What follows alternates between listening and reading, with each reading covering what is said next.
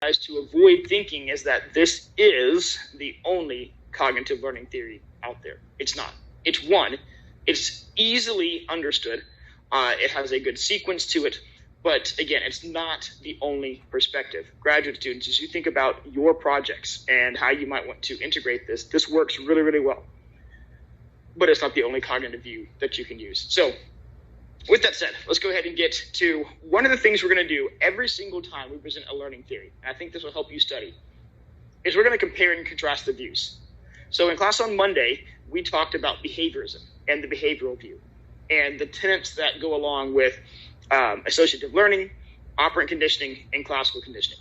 Today, we're going to put cognition into a framework. So let me kind of give you just an overview.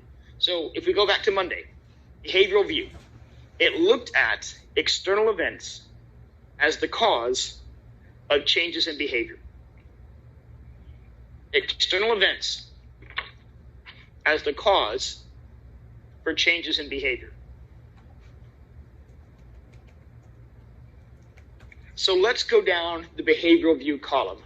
The locus and focus of learning. Locus is a fancy way of saying location. So when you look at locus and focus, the focus of behavioral view is on actual behaviors themselves, actions. We had an entire theory over antecedents, behaviors and consequences, behaviors right there, learning new actions. And the location of those is that they are external. And what that means is that they are observable. We can see the results of learning. So locus and focus, external, observable behaviors and actions. It is easy to see when a dog has learned a trick. It is easy to see when a boyfriend has figured out the right behavior. It is easy to see all of those aspects. What is learned? Again, this is where we're going to go back to the distinction between learning being a change in knowledge and a change in behavior. What is learned? Associative principles or new behaviors themselves. Pairing or associative principles, how we associate two stimuli together, or we learn new behaviors and actions themselves. And finally, the role of reinforcement is critical.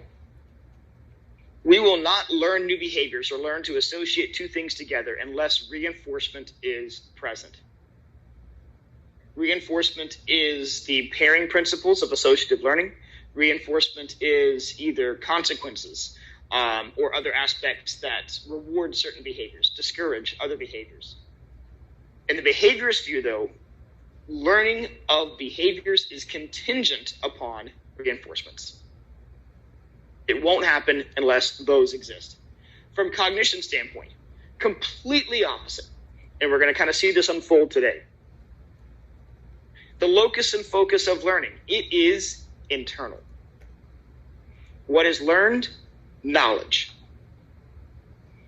It is the internal representation of knowledge that is gained or learned. The location is internal, the focus is on knowledge, more specifically mental processes, and we're going to look at those today.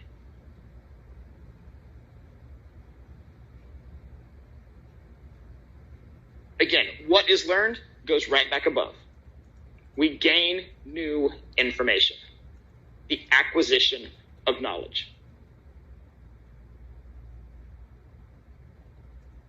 Facts, not actions.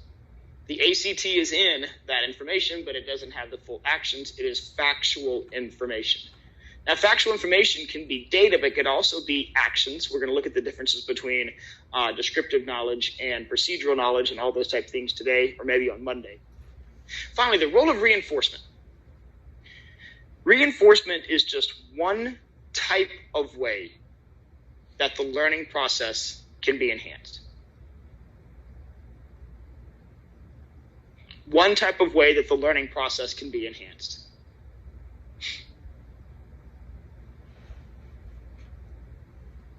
It's important, but not essential. Think about when you study. Obviously, having some reinforcement aspects there to learn the information and to put that into your minds is important, but it doesn't make the difference between whether you learn it or not. That's the difference there. So it's important, but not essential. So when we use that in framework, then we're going to go to a view called the information processing approach. Now, I have upped my presentation game. If you see this today, the arrows sparkle. Do you guys, Zoom room, do you guys see that?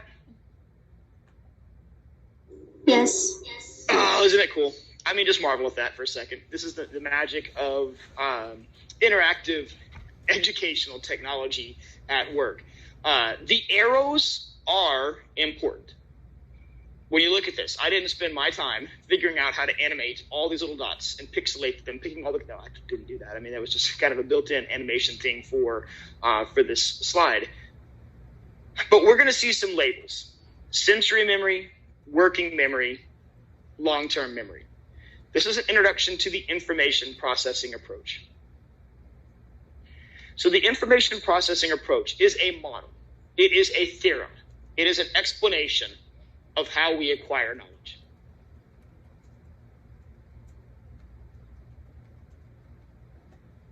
So here's one of the fundamental aspects of the information processing model. Underline the word processing because it's important in this definition. It is a theory that is based on the premise that we process information we receive in our environment, that we process the information that we receive in our environment, instead of just merely responding to a stimulus. That we process the information that we receive or find in our environment instead of merely responding to a stimulus. Remember, behaviorism is set up: stimulus, response, stimulus, response, stimulus, response. Behavior, consequence, behavior, consequence. This equates the learning process to something much more detailed and less contingent on what? Environmental influences. A lot of this is at the individual nature. One of the things I wish that I could see as a professor is when a student understands, right? We see that kind of analogy, but there is no such indicator.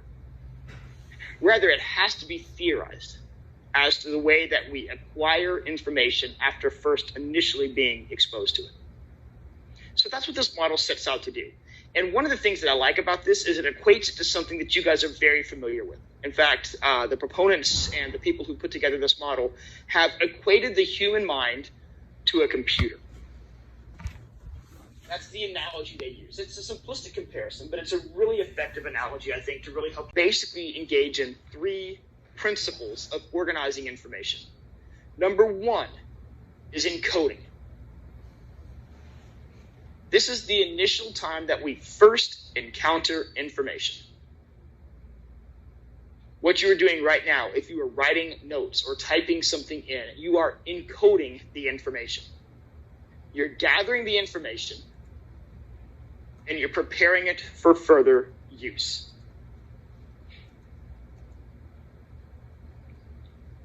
You're gathering the information. You're preparing it for the next step.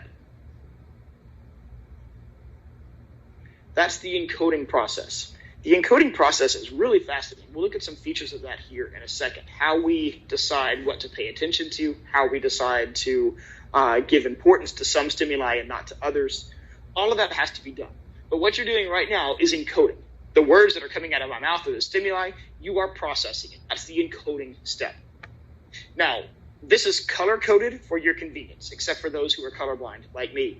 In fact, my favorite color, and this is a quick story, we'll move on. My favorite color is my green. You know why? Because you'll never experience the beauty of my green. Because no one knows what it looks like, except for me, and it's the best color in the world. But mind you, this is kind of a shade of my green up there. Maybe you don't like this. I've heard this is kind of like pea green baby vomits, but it could be seen as my green. So again, encoding is paired with a specific structure in the information processing model. So the encoding process is handled by sensory memory. the encoding process is assigned to, delegated to, falls under the domain of sensory memory. There are structures responsible for each organizational process. And in this model, this very first time, and look how big sensory memory is, where they're going to talk about two things, and kind of get ready when you write these down: duration and capacity. How much information we can take in, how long we can hold it for. Think about everything you're bombarded with on a daily basis, a second-by-second basis. There was an interesting stat, and I forgot to write it down, about, and we'll talk about that here in a second. Next step, storage. Ultimately, the encoding process leads to storage, holding information and organizing it. Holding information in our memory long enough for it to be organized in relation to what we already know, to be categorized, to be elaborated upon, to be contextualized. It's the holding process. It's the active part of memory. The structure associated for that is working memory. It's the structure that we hold information that has passed through the initial filter. That first arrow that you see is a filter. Once it makes it past that first barrier, then it's into working memory. Then you have to do what with it? Actively process it. Hold the information and then do something with it.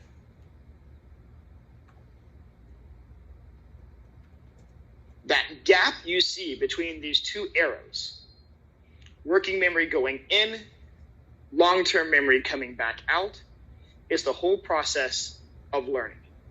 It represents retention of information. If it passes through working memory and makes it into this long-term store or long-term memory, what has happened is we have learned that data.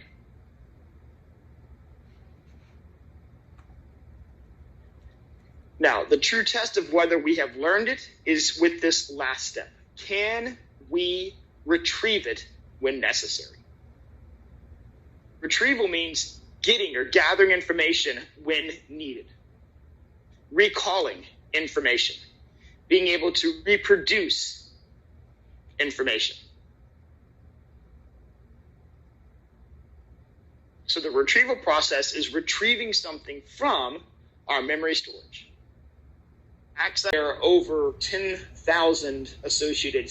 Can you guys hear the hum of this computer up here? It's closer to me. In the learning environment, we have to choose to pay attention. Processing occurs. The initial processing occurs. Now, patterns of perception have everything to do with how. Let me draw it first, and I want you to read. Oh, I don't want to do this.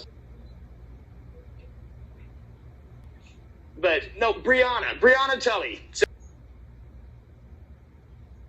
Things together into meaningful LES. The tendency for that sideways, and it's all about how we analyze rearrange those and make sense of the words. I'll send that we have. And so when we look at kind of the terms that go to expectations, top-down processing is inference-based techniques for problem solving. And I'm talking about the way that most of you, 99% of you, probably. So those two aspects go together. What we just described is the processing efforts that we apply. The processing has to do with how much mental effort we apply. You ever heard the phrase, I'm going to give 110%, coach? Woohoo! No. What this is talking about, your mind can only allocate so much. Can't give more than 100. How much do you devote to the processing of that stimulus? And the amount of processing leads directly into the concept of attention. And attention talks about the amount of focus that we have on a stimulus. Perception is perceiving it, interpreting it, giving that first glance. And then, if we deem it important enough, that Jack dated Minka Kelly when he was in South Lake, Texas, then Friday Night Lights, she started that. Then we know that we can go a step further with that, with attentional-based resources. Focus on attention, allocating mental resources. Attention takes effort. When you give attention to something, you take it away from something else. This is the filtering process. Once we have perceived something, the next step is that we have to, and let's think about what term we use right here. What do you do with attention? You say it out loud. When you think about the way that you describe attention, in fact, if a teacher's like, oh, in class he was doing or she was doing this with attention, what is the word that's often used? Paying attention. You have to spend effort.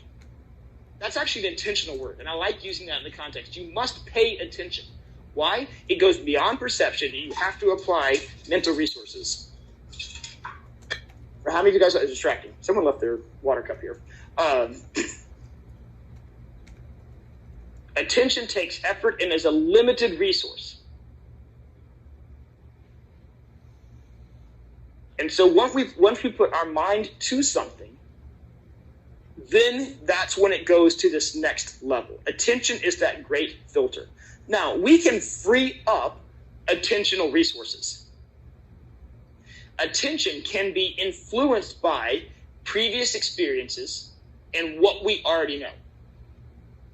The best example I can give for this, so again, attention can be freed up. We can actually divide our attention. You ever heard that term before? Divided attention, being able to do more than one thing at once, concentrating on two tasks at the same time. So early on, attention is really, you can't really focus on anything else.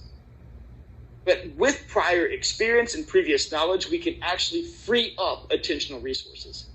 And the story I'm going to tell, and it's a relevant story, but if I go too long, you can certainly give me this right here, is think back to the very first time you got behind the wheel of a car. Maybe it was driver's ed, maybe your parents let you drive from here to there, just really quick in the neighborhood. If you think about the first time that you drove, maybe it was formerly in driver's ed, you were probably like, and I'll demonstrate, like this, okay? And you were literally at 10 and 2, and you're adjusting this the entire time. How many of you guys gave yourself like tension, neck whiplash, checking the rearview mirror the entire time? If you drove on the highway for the first time, odds are you probably did not have what on in the car? The radio. Okay, you didn't have any sounds to distract you. Why? Because you had to pay attention to the road and all the aspects of the driving process. Now, think about the way that you drive. I mean, seriously. I mean, really, come on.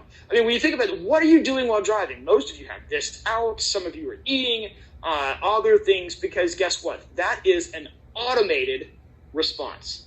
It is an already learned skill. So attention can be freed up when we combine it with something, again, that we already know are previous experiences. So previous experiences and prior learning can increase our attentional resources. But make no mistake, at this, we actually have to do something that we've talked about this term before. Do something with this information or lose it. It's gone. Use it or lose it principle part 2. We talked about that with information with regards to our neural networks and how we use different neurons. Same thing applies here. If in that split second, literally split second, you don't decide to perceive and pay attention to something, it is gone and you're not going to get it back. Now, I have a couple of things that can demonstrate what we're talking about with sensory memory. Now, I want you guys, now, Katie, you have seen these before, so you may not participate in this exercise. Everyone, I want you to focus on the screen. No note-taking here. I want everyone to clear their mind. Focus. Remove your husky and your beagle out of your mind that you had in Lake South, Texas. And I want you to focus on the screen. Now, in fact, I'm going to put both of these. You don't need to see me. So what I'm going to do here is I'm going to get rid of the camera and I'm going to put both of these on the PC. I'm going to show you a series of images. And this is kind of a perceptual task. I want you to focus on what you see first, and then maybe try to find something different in those pictures. Now, this is a very standard optical illusion that most of you have seen before. How many, Zoomer, what is the first thing that you saw when you looked at this? Two faces. Two faces. All right, two faces looking at each other. Now, if you look in the white space, and there's lots of creative examples of white space use in logos. In fact, if you haven't ever noticed, there's an arrow in the FedEx logo. I think it's one of the most genius uses of white space. Look it up. You can Google it right now. After this, not right now. But when you look at that, you tend to see the faces first, those bold black outlines, and then the white space in the middle could be a candlestick, a chalice, depending on your interpretation of how wide that cup is. But anyway, that's the first thing. But faces is what most people see first. Let's go into this picture then. Another very standard, not optical illusion, but just perceptual task. There's actually two people in this picture. Now, I'm curious, for those who are attending face-to-face, what is the nature? Describe the very first person that you saw. What are her features? Large eye. All right, so would you call this, how would you describe this woman? So give me an age range. How old do you think she is? Young. In fact, it's very common for people to see the young woman first. And if I can, let's see if I can draw on this. Will this show up if I draw? It won't. Do I? Annotate? Let's see. Where is that? That black bar at the top? Right. Wait. What'd you do? There it is. We'll wait a second. I don't know. I don't know how to annotate on this. When you look at this, you've got the profile of a young woman. You've got her looking off and gazing into the distance. Zoom room, can you see when I move this blue dot at all? Yes. Oh, yes. Brilliant. Okay, so we got the blue dot. So if we draw this outline right here, this is the feature of her face. Her eyes cannot be seen. She's gazing out into the distance. You've got the small, dainty nose, the chin, and a brooch right here. She looks off in the distance. Now, then we have the grandmother picture. And this looks like my wife's grandmother. She's got her eye right here. So the eye of the grandmother is the ear of the young woman. Here, this is a wart instead of a dainty nose. You've got this large mass. I can't touch it because of COVID. But when you get down here, you've got, instead of like a bodice, and you've got a chin, a pretty pronounced chin. So anyway, everyone see the old woman and the young lady. Kirby's shaking her head, no. This is a grimace. This is my wife's grandmother's disapproval, who actually in the middle of New Year's Eve countdown slapped me across the face because my shoes were on her carpet. So that was a very awkward 10, 9 slap, and that was anyway, again, personal story, we'll move on. But anyway, do you see her now? No. Okay.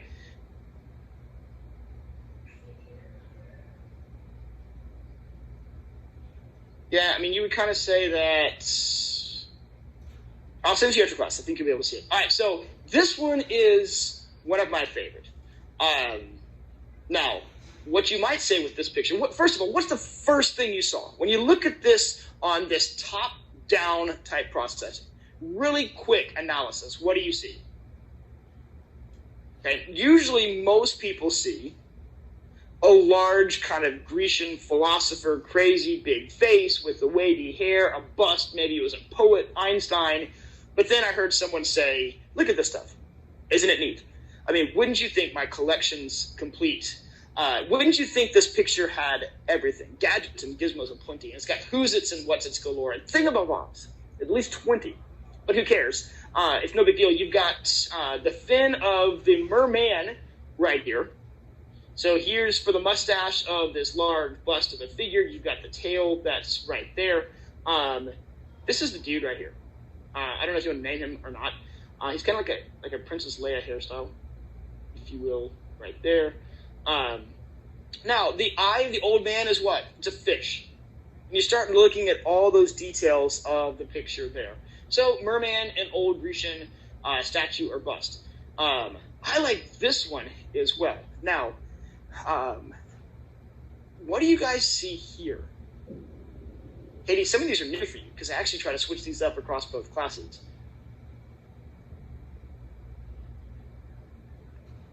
It is a man trying to grab a tree on his way down, but if you zoom out a bit, what do you think happens to this man? We're in a macabre season. It's 14 or 10 days away from... Does anybody see a skull? The two hollow eyes, the nose.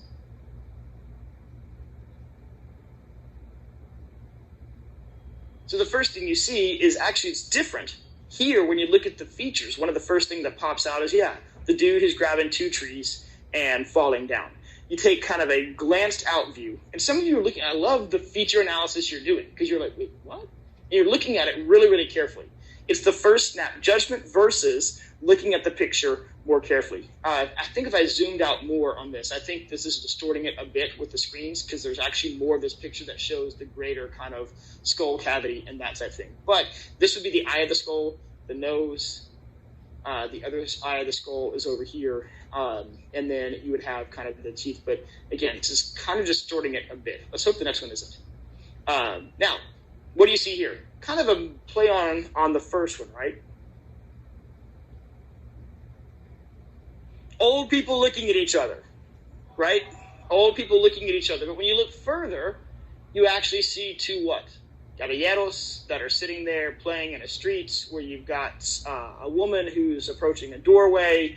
Look at the scene unfolding under a lamplight in perhaps a back alley versus two old people looking at each other. Next, what do you see here?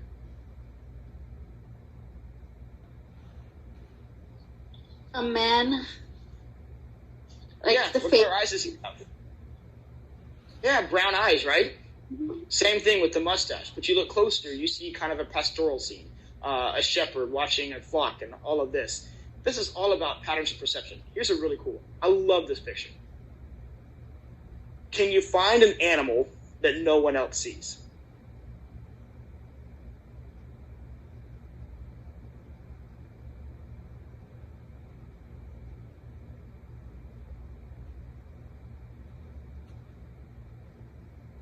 A what? Yeah, we've got the snail, we've got the sloth, we've got the lizard, we've got... Kevin, what are you saying? I can't hear you. Yeah, the lizard up here for the eyebrow. There's the clam or oyster for the eye.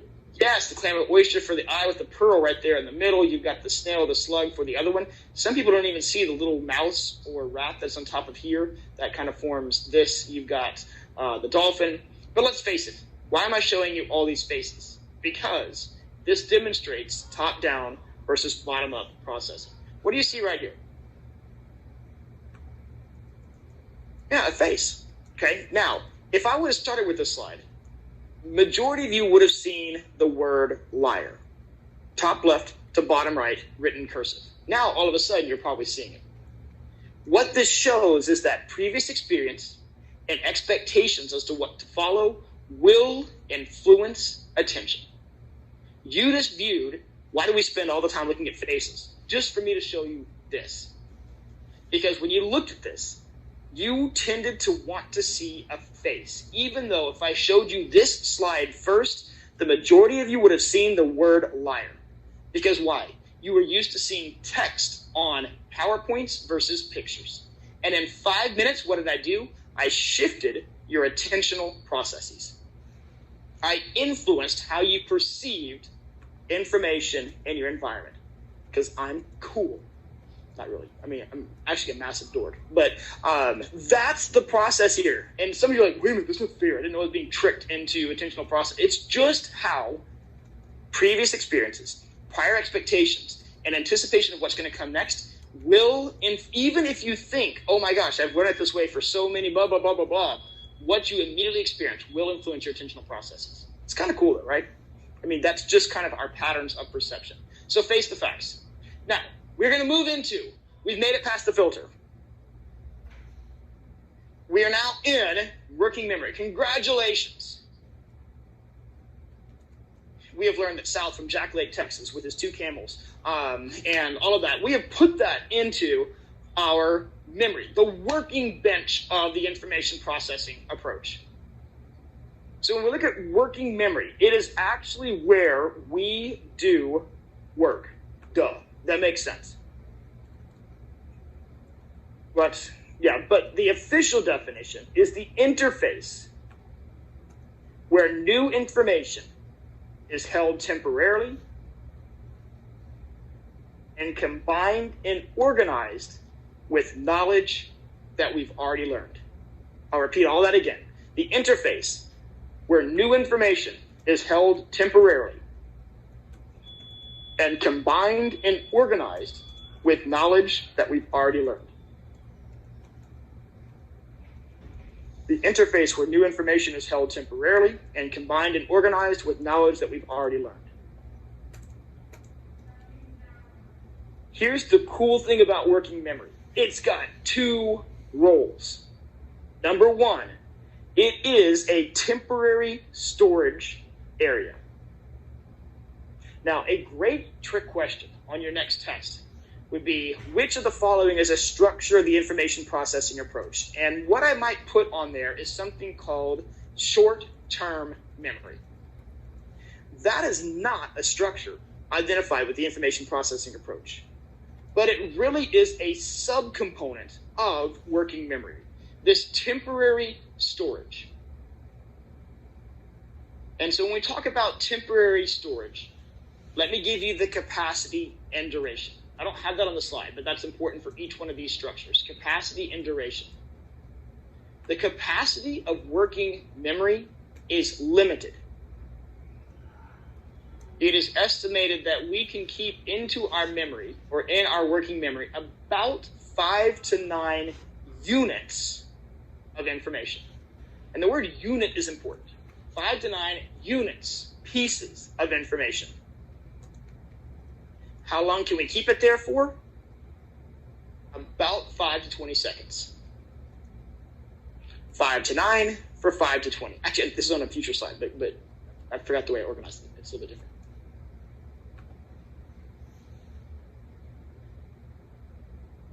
Also, people will point to working memory as your consciousness, what you are thinking about right now, what you are engaged in cognitively. Working memory is where mental effort is applied not only to new information, but also to bring forth old information. So it is not only a temporary storage, it's also an active processing area. Because the goal at the end of working memory is to do what? To have learned it. To transfer it to long-term store. So we hold it long enough to make it meaningful and then make it last. It's an active mental processing area where we hold information temporarily to where we decide what we can do with it. Now, the components of working memory, because it's got these two main functions, temporary storage, active processing. The active processing and temporary storage are played out across 3 components. Now, I have organized them in a way that might be easy for you to remember. Phonological loop, visuospatial sketchpad, and central executive. If you look at that, it forms an easy acronym of PVC pipeline. Now, if you like acronyms and mnemonics, we'll talk about those later on, probably on Monday. That's an easy way to remember that. However, the structure of these, how they are hierarchically ordered, is important and does not follow that organization. I have organized them into PVC to help you remember them. But the way they actually are organized is in a hierarchical fashion that looks like this. Look at the colors, don't they pop? You've got the cool blues and greens with that stark orange that kind of sits there, that tangerine that really brings out the palette of the white back, and it goes together. You would say this slide is probably feng shui a bit. But this is the organization. The critical component is the central executive. The central executive, amongst the subcomponents of the substructures of the working memory, is really what controls the attentional resources. This is in charge of the active processing.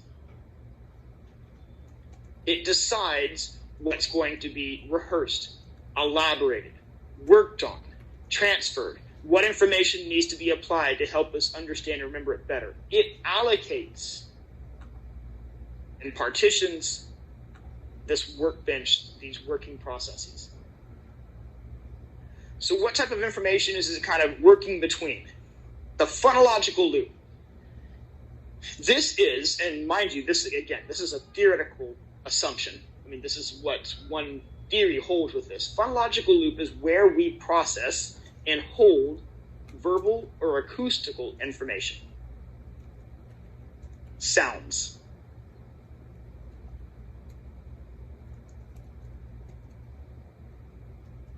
Verbal and acoustical information. The phonological loop. Spoken words. Anything that we can hear. The visuospatial sketchpad is anything that we can see. Visual information, spatial information, defining features and characteristics of someone's face.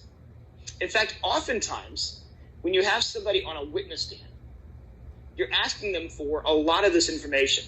Well, it was dark outside. What could you see? What could you make out? You're asking for a specific indices of what? Memory, of perception. That's where this is really based off of. Well, what did you hear them say? I don't know. Well, what did you see? That's the difference between those two things. You might not know someone's name, but you can vividly remember details about their face. And some of you are more skilled at actually recognizing and representing things with imagery than you are with words. So the imagery aspect is the visuospatial sketchpad. The phonological loop is this acoustical, word-based type information. Now, oftentimes, stimuli have features of both. And so that's where, and this sounds like a really cool term, the episodic buffer. I even said it like Michael Buffer did in the episodic buffer. What does it do? That's when the central executive decides that something's important enough to integrate all features together.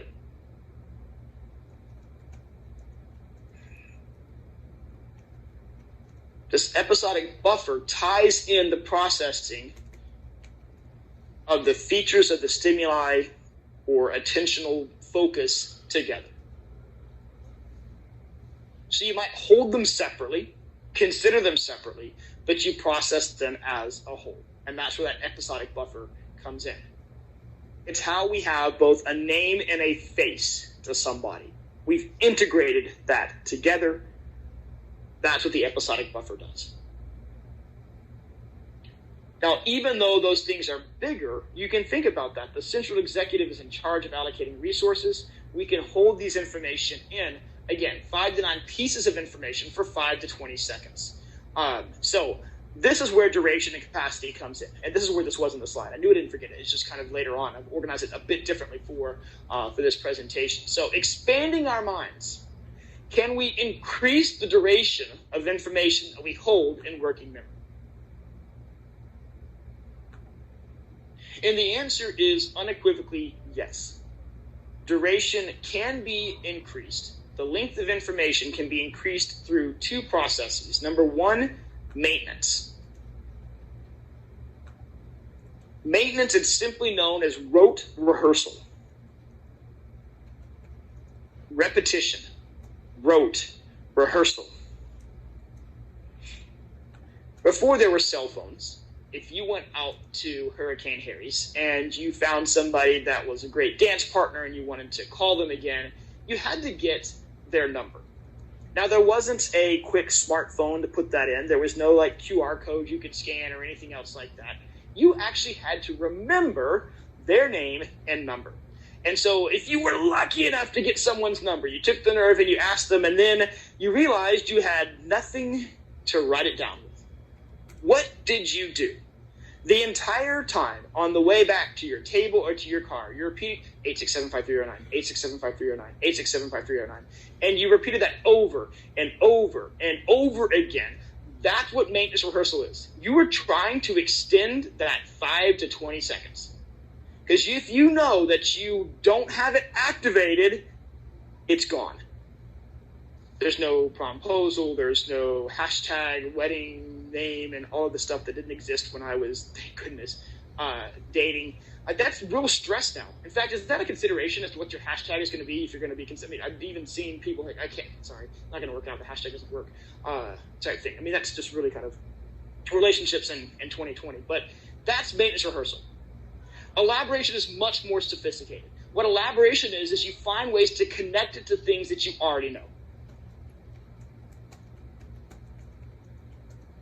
You find ways to connect information. You keep it in working memory with associating it with things that you already know. There's some information that you just have to maintain because you don't have that individual's phone number. You have to repeat it to yourself. There's some information you can keep activated because you've heard something similar. You know certain features, and so therefore you're able to keep it active because you connect it. But both of those aspects can keep something activated in this temporary store for a longer period of time. Now, we're not talking for 3 hours. Can you imagine repeating yourself a number over and over again for 3 hours? Well, maybe, I don't know. So Mr. Lake here from Jack, South Texas is saying that you probably might be able to do that effectively. I'm not sure if that's possible or not. But what you can also do to help with this is look at the capacity aspects as well. Now, capacity has everything to do with how much you can hold at one time. Not how long you can hold it, but how much you can hold. Now, notice, when I was talking about the phone number, 867-5309, 867, in fact, some of you are thinking about that. So how many digits are in that phone number? 7. But most phone numbers now have how many digits? 10. So you were right. Phone numbers now back when I was growing up, there was no need to dial a 713 in front of that. Why are kids now worse off at remembering their phone numbers? Because guess what? It's exceeded the chunking capacity, the capacity of their working memory. 10 instead of 5 to 9. How do you guys struggle with your UIN? Okay, it's right there on the cusp. In fact, when I used to do paper and pencil tests, one of the things I always had students to do is pre-prepare, bubble in their UIN. I took off points if you bubbled it in incorrectly. That should be a question you don't get wrong. And so everyone got a warning about that. But you think about that, the UIN. How many numbers is that? Social Security. Now, what do they do with Social Security? If you lose your card, what do? They organize it with 3, 2, 4. And so you remember units of information, not individual pieces of information. That's why when you teach kids phone numbers, you teach them the area code, 281, 972, 936, then the second 3 and the last 4. What does that do? It chunks it together. It creates smaller, more meaningful units of information. So chunking is grouping individual pieces of information into meaningful, larger units. Grouping individual pieces of information into meaningful, larger units. So let's test your working memory right now. I'm just kind of curious as to where you guys are on this 5 to 20 seconds, 5 to 9 pieces of information. Let me go back a second. Hold on. Some of you are looking at this right now. Stop. Don't look at it. This stupid thing. Okay, now, if you looked at it when I told you not to, you probably saw the tricks of how to engage in this. But when you look at this, if I told you to memorize as many of the letters as you can in 20 seconds, I want you to go ahead and go. 20 seconds.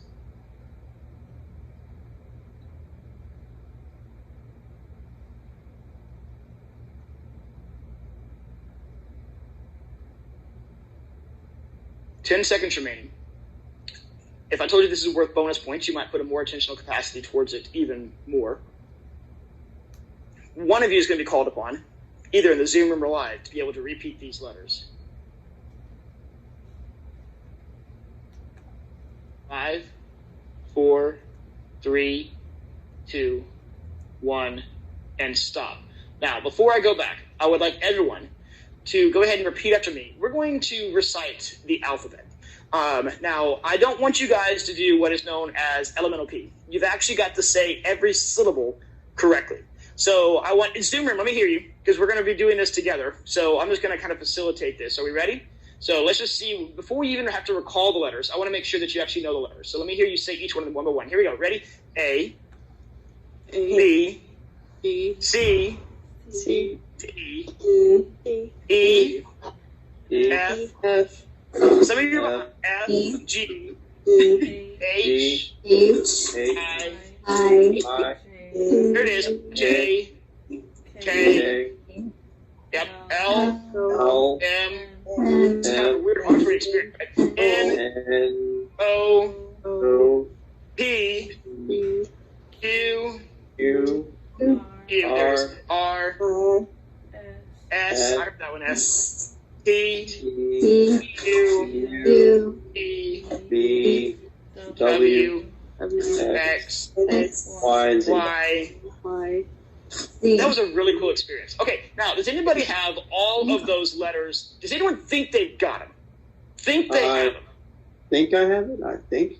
Think I have it. So Josh thinks he has it. Thomas thinks he have it. Mackenzie, you think you have it? Do you guys have it? I mean, you could, in fact, if I had you on the whiteboard, so we're going to go back to the whiteboard. I'm going to put the text up right here. All right, I'm going to give all of you, I'm going to erase all of this right here. Now, do you think we spent more than 15, 20? Of course we have. We've done interference and all those different type of things. All right, so let's do a text box right here. All right, so I'm going to increase the size of our text box. All right, Josh, I'm going to let you do the first line, the top line. Read off that like you're doing an eye chart. Okay, it was Thank God It's Friday and MTV, so it's TGIF, MTV. All right, so you've got the top line. Now, again, I don't know if you saw the color coding, but by the way, that's my favorite Southern phrase. Sorry. Okay, so Mackenzie, did you have the next line down?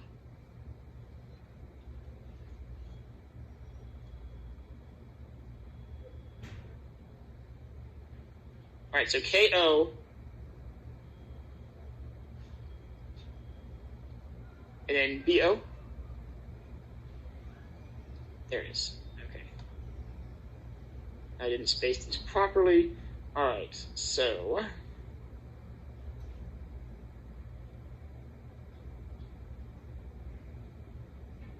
we'll line it up right there. All right, last line. Who thinks they have it? Katie, you got it? All right, give me the last line.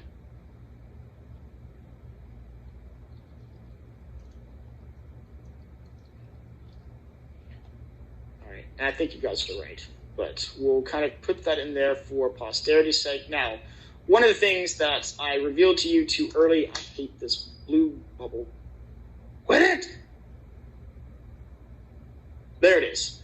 Yeah, you guys got it right. So I'm going to give everybody 3 points today. I'm going to have all of you email me basically the alphabet. The subject of the email should basically be the alphabet in its entirety. So A, B, C, D, E, F, G, A, all the way down there. Send it to me before the end of class today, or quickly. I don't want this to spread. I want to make sure that those, and I can take a picture of those who are in the Zoom room so I can see who's there. Don't put this in a group me, academic honesty. I want only those people who are in lecture today to be able to get these 3 bonus points. But in essence, if you email me today just with the subject of the title being the alphabet, A all the way through Z, it's worth 3 points. But the premise of this is when you chunk this information and you take these seemingly, did anyone get this based off the color coding? And I worked on, maybe you did, maybe you didn't. Maybe some of you knew what was coming.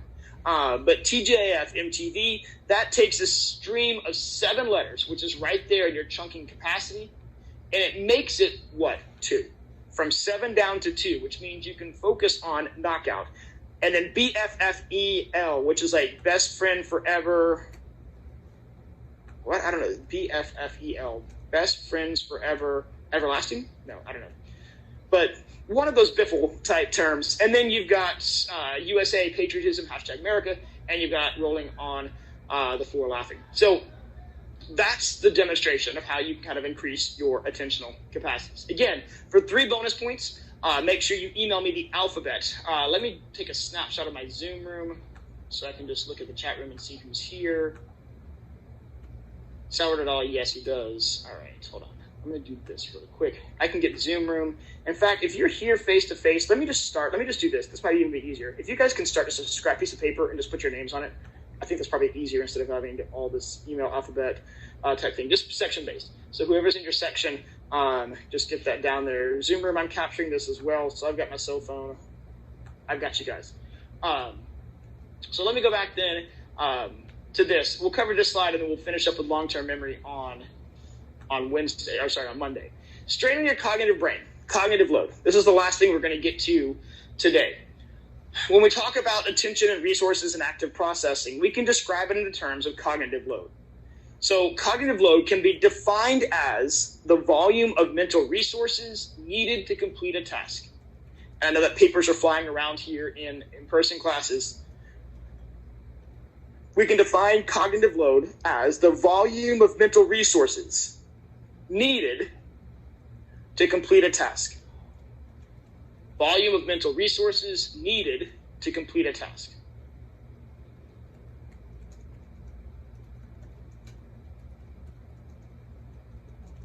Volume of mental resources needed to complete a task. There are 3 types. In fact, there's a very good chart that organizes these 3 in comparison to each other in the book. But we can describe the 3 main types as intrinsic, extraneous, and germane. So intrinsic talks about the actual cognitive resources of the task itself. So if I ask you to name the alphabet, that's the intrinsic. Just simply reciting the alphabet is how much cognitive effort you need to complete the task itself.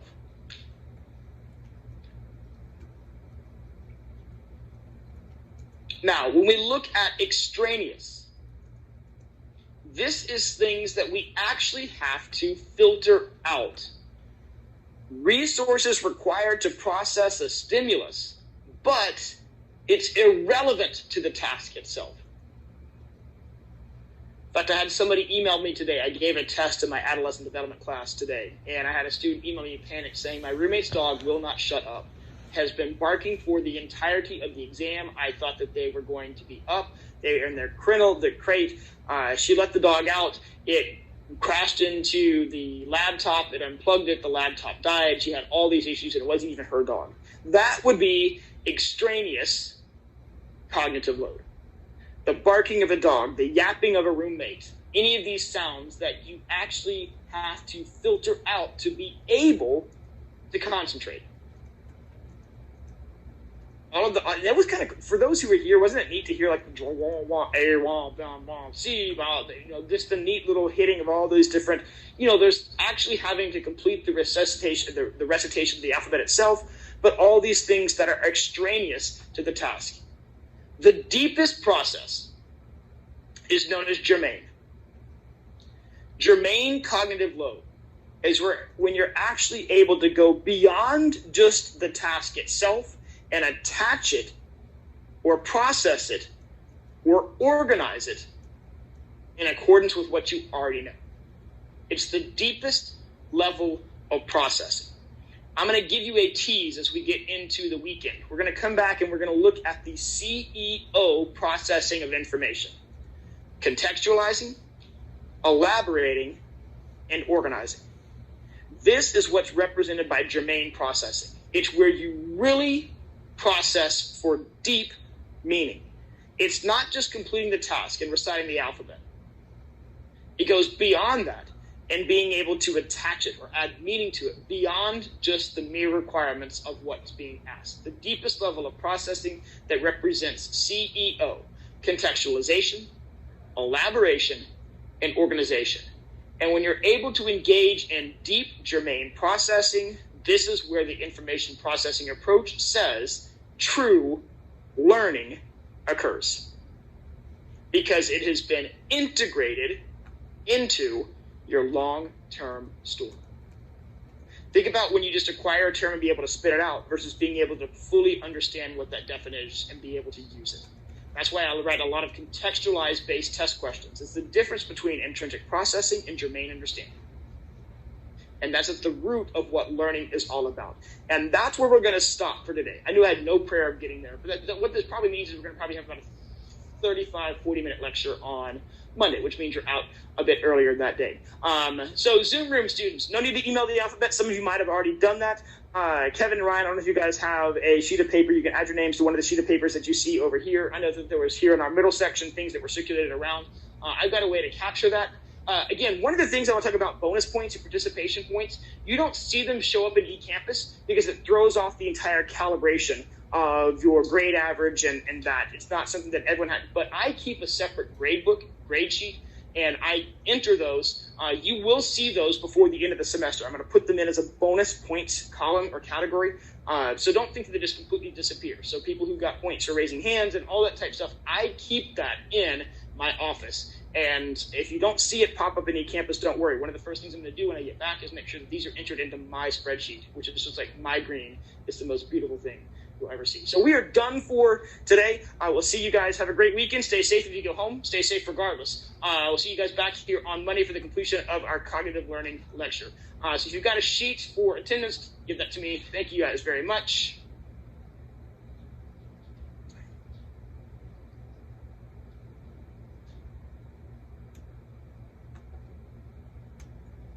Thank you, sir.